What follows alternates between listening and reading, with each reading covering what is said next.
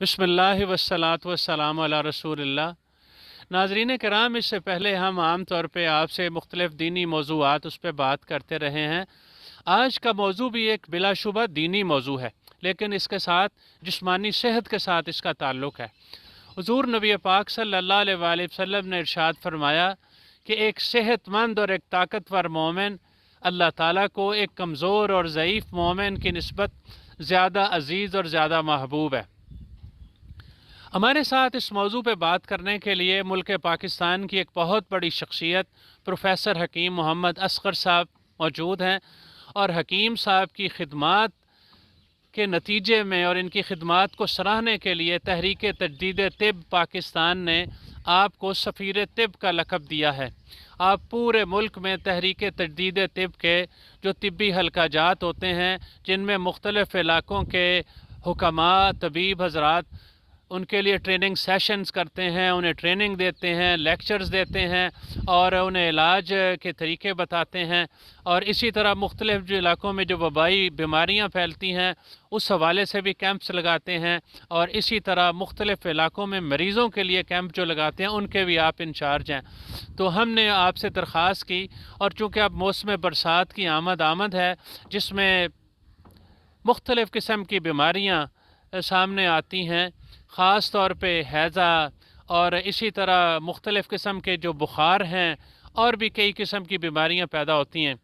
तो आज हमने उनसे दरख्वास्त की कि आप मौसम बरसात इसके हवाले से आप हमारी रहनुमाई फरमाएँ। जी, मौसम बरसात जब आता है, जहाँ खुशगवार माहौल अपने साथ लाता है, तो बहुत सारी बीमारियां भी मौसम बरसात में पैदा होती हैं। उन बीमारियों के नाम जैसे इसहाल है, पेचिस है, बुखार है, वबाई अमराज और भी आती हैं। जिन वबाई अमराज की सूरत में इंसान की सेहत जैसी नेमत इंसान से छिन जाती है, और उस नेमत को दोबारा हासिल करने के लिए हम अपने घर के तरीक़ा का इलाज से उसकी हिफाजत कर सकते हैं। महंगी और दूसरी अद्वियात से या दूसरे चीज़ों से बच सकते हैं। सबसे पहली चीज़ तो ये है कि हमें एहतियात करनी होती है, खाने पीने में एहतियात करनी होती है, माहौल को साफ़ सुथरा रखना होता है, अपनी चीज़ों को ढांप पे रखना होता है, क्योंकि मौसम के असरात की वजह से बहुत सारे जरासीम पैदा होते हैं। उन जरासीमों की ज़्यादती की वजह से अमराज पैदा होती हैं, जिसमें मुख्तलिफ़ मसलन खाने पीने की चीज़ें अगर उन खुली हैं, ओपन हैं, या उन पे मक्खियाँ बैठती हैं, मच्छर बैठते हैं, तो लामहला जो चीज़ हम खाएंगे उसमें जरासीम आएंगे, और जरासीम मैदे में जाके मैदे के निज़ाम इंहज़ाम को ख़राब कर देंगे। ख़मीर पैदा होगा। ख़मीर पैदा होने की सूरत में या ऐसी ग़िज़ाएँ जो रखी हुई हैं उसके अंदर ख़मीर पैदा हो गया, उर्फ़ आम को कह देते हैं जैसे बुस गई है, जब वो चीज़ें खाते हैं तो अमराज पैदा होती हैं। उन अमराज से फिर इंसान की सेहत बर्बाद हो जाती है, और उसको अपनी सेहत की तरफ लाने के लिए पहली चीज़ तो है हम उन चीज़ों से एहतियात बरतें, परहेज़ करें, ऐसी चीज़ें इस्तेमाल ना करें, और अगर पानी भी पीना है उसको उबाल के पिएँ। दूसरी चीज़ ये है कि ऐसी चीज़ों को ढांप के रखें। तीसरी चीज़ ये है कि हमें अपने आप को नमी से या नम माहौल से बचाना होगा, जहाँ ताफ़ुन हो, ख़मीर हो, उससे दूर रहना होगा। तीसरी चीज़ ये है कि हम अपनी ग़िज़ाओं को जो हम खा रहे हैं वो ग़िज़ाएँ हमें देखना होंगी जो कि मर्ज़ का सबब बन रही हैं, उनसे बचना होगा। वो ग़िज़ाएँ इस्तेमाल करनी होगी जो कि हमारी मर्ज़ को दूर करें, हमारी सेहत की मुआवनत करें, हमारी क़ुव्वत मुदाफ़त को बहाल कर दें। मतलब उन ग़िज़ाओं के अंदर आप जैसे देख लें कि वो चीज़ें इस्तेमाल करें, जैसे मतलब अदरक का कहवा है, ये कहवा जात हम इस्तेमाल करेंगे। इसी तरह खसियादा होता है वो इस्तेमाल करेंगे। घर की रखी हुई सब्ज़ियां जो हैं वो हमारे जो मुआवन साबित हो सकती हैं वो हम लेंगे। दूसरी चीज़ ये है कि घर के अंदर की चीज़ें, हमारे किचन की चीज़ें हमें हमारी सेहत को सपोर्ट कर रही होती हैं, उनसे हम हेल्प हासिल करेंगे। आज उसी पे बात होगी। حکیم صاحب یہ جو مطلب کعوہ ہے آپ نے ذکر کیا، اس کعوے کا کیا فائدہ ہے اور مطلب کس طرح سے ہم اس کو استعمال کریں یا کتنی مقدار میں ہم اس کو بنائیں، ذرا اس کا طریقہ بھی ارشاد فرمائیے۔ دیکھیں کہ جیسے برسات کا موسم ہے، اس میں کعوہ جات سے پہلے بھی خسیاندہ جات ہوتے ہیں۔ خسیاندہ اور کعوہ میں فرق یہ ہوتا ہے کہ خسیاندہ میں چیزوں کو بھگو کے رکھا جاتا ہے، ان کو جوش نہیں دیا جاتا، جبکہ کعوہ جو ہوتا ہے اس میں چیزوں کو پکایا جاتا ہے۔ مختلف امراض کے مختلف کعوہ جات ہوتے ہیں، جیسے برسات کے موسم میں صحت کو بحال رکھنے کے لیے جسم میں جو آنے والی الکلی ہے اس کو کنٹرول کرنے کے لیے، یا رطوبات کے بے محابہ بڑھ جانے کی وجہ سے پیدا ہونے والے خمیر کو دور کرنے کے لیے ہم وہ چیزیں استعمال کریں گے جس کے اندر ایسڈ کی مقدار زیادہ ہو، جیسے لیمن ہے، کالی پتی کا کعوہ بنائیں گے، اس میں لیمن نچوڑ کے استعمال کر لیں گے۔ پھر اسی طرح سے اگر جسم میں حرارت غریزی کی کمی ہو گئی ہے، یعنی جسم کی بدنی حرارت جسم کی طلب کے مطابق کم ہو گئی ہے، اس طاقت کو بحال کرنے کے لیے ہم جیسے ادرک کا کعوہ لیں گے، پھر دارچینی لونگ کا کعوہ استعمال کر سکتے ہیں، کالی پتی اور اس میں اجوائن کا کعوہ استعمال کر سکتے ہیں۔ پھر جناب اپنا کیا نام ہے کہ اسی طرح سے مطلب مختلف بوٹیاں ہیں، ان کے کعوہ جات جیسے گلو ہے، اجوائن کا کعوہ استعمال کر سکتے ہیں۔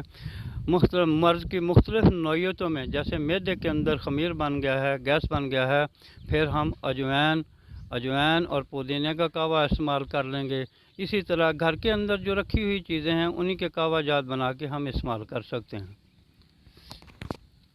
حکیم صاحب یہ جو مختلف قسم کے بخار اس موسم میں آتے ہیں اور خاص طور پہ جو سبزے والے علاقے ہیں وہاں پہ ڈینگی بخار یا اس طرح کے بعض بخارات آتے ہیں، تو ان بخارات کے حل کے لیے ہم کیا کر سکتے ہیں؟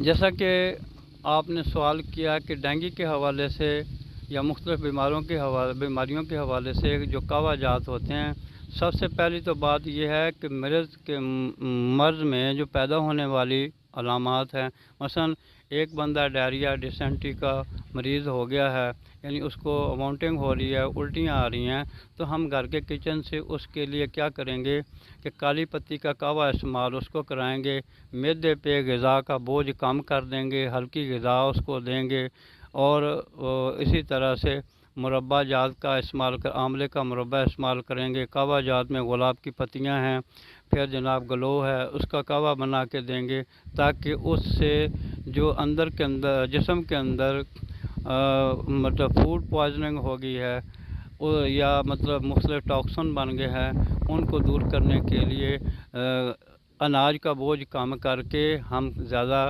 سبزیوں سے غذاؤں سے اس کا علاج کر سکتے ہیں۔ مثلا ملیریا بخار ہے، اس کے لیے ہم گلو اور اجوائن کا کعوہ بنا کے دیں گے۔ اسی طرح سے اگر مطلب ٹائیفائڈ ہو گیا ہے، اس کے لیے بھی ہم غذا کم کر دیں گے۔ جسم میں حرارت پیدا کرنے کے لیے ادرک کا کعوہ اور ساتھ اس کے ملٹھی ہے اور دارچینی کا کعوہ ہم بنا کے دیں گے، تاکہ اس سے اس کو فائدہ ہو، جسم کو سکون ہو اور جو بیماری سے نجات ملے اور جسم صحت کی طرف لوٹ آئے۔ اسی طرح ڈینگی کے حوالے سے ہے، ڈینگی بھی کوئی انہونی چیز نہیں ہے۔ الحمدللہ ہمارے ساتھیوں نے اس پہ بھی کیمپ کیے ہیں، لاہور میں بھی کیمپ کیے ہیں، مختلف علاقہ جات میں کیمپس کیے ہیں۔ اس میں ایک بڑا مشہور پودا ہے جیسے پپیتا ہے، اس کے پتے کا کعوہ بنا کے دیتے ہیں۔ غذا میں ایسی چیزیں دیتے ہیں جس کے اندر ایسیڈیٹی زیادہ ہو، یعنی جن کا مزاج مطلب اپنا تھوڑا سا اپنا چرپرا مزاج کی چیزیں دیں گے۔ مثلا انہی چیزوں میں ہم آملے کا کعوہ، آملہ اناب کا کعوہ بنا کے دیں گے، تاکہ جسم کے اندر بڑھتی ہوئی رطوبات جو ہیں ان کے خمیر کو توڑ کے اس موذی مرض سے نجات حاصل کی جا سکے۔ صاحب برسات کا موسم بھی آ رہا ہے اور عید کی آمد ہے، تو ہمارے ہاں عموماً کھانے پینے میں بے احتیاطی ہو جاتی ہے، تو ہسپتالوں میں ہزاروں لوگ ان 3 دنوں میں صرف لاہور شہر کے ہسپتالوں میں ایڈمٹ ہوتے ہیں۔ تو میں آپ سے درخواست کروں گا کہ آپ کو ایسا نسخہ بتا دیں کہ گوشت کھانے والے اگر گوشت کھائیں بھی تو اس کو استعمال کر کے ان کی صحت برقرار رہ سکے یا وہ کسی زیادہ نقصان سے بچ سکیں۔ جی آپ نے بہت اچھا سوال کیا ہے۔ عید قرباں ماشاء اللہ عید سنت ابراہیمی کی ادائیگی ہوگی، اور اس میں ماشاء اللہ مہمان بھی آئیں گے، ان کو بھی کھلائیں گے، ہم خود بھی کھائیں گے۔ لیکن اسی طرح سے کھانے پینے میں جتنی احتیاط کی جائے، تیز مسالہ جات سے بچا جا سکے۔ تیز مسالہ جات کی بھرمار بھی انسانی معدے کو کمزور کرتی ہے، اور اس کے علاوہ یہ ہوتا ہے خاص طور پہ بہت تیز ٹھنڈی چیزیں جب ہم استعمال کرتے ہیں تو معدے کا نظام تو ڈسٹرب ہو جاتا ہے فاسٹ فوڈ فاسٹ ڈرنکس کی وجہ سے۔ پھر ہم بہت ٹھنڈا پانی پیتے ہیں، بہت ٹھنڈی چیزیں کھاتے ہیں، اوپر سے تیز مسالہ جات والا گوشت کھاتے ہیں، تو وہ بھی اس چیز کو معدے کے نظام کو برباد کر کے صحت کو بیماری تک پہنچا دیتا ہے۔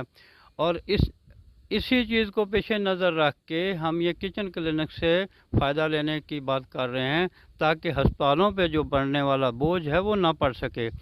گوشت کی تیاری میں ہم ایسا کریں، کپور کچری بازار سے ملتی ہے، اسی طرح سے خربوزے کے چھلکے خشک کیے ہوئے ملتے ہیں، پپیتے کے چھلکے مل سکتے ہیں۔ وہ جب ہم اپنا جو بھی گوشت بنانا ہے اس میں تھوڑے سے وہ ڈال لیں تو وہ زود ہضم ہو جائیں گے۔